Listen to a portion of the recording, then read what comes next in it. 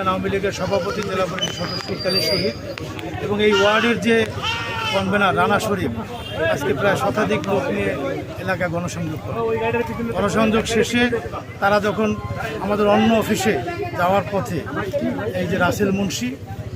সে অতর্কিত হামলা তারা রানা শরীফের এবং আমার ইতালি শরীফ এবং হামলার খবর শুনে রানা শরীফের স্ত্রী ছুটে আসে, তাকেও অতর্কিতভাবে কিল ঘুষি লাথি তার জামা ছিঁড়ে ফেলে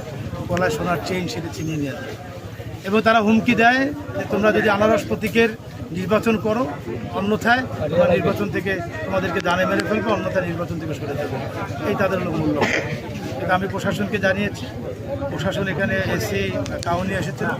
আমি তাদেরকে জানিয়েছি এটি আমরা সুষ্ঠু বিচার চাই,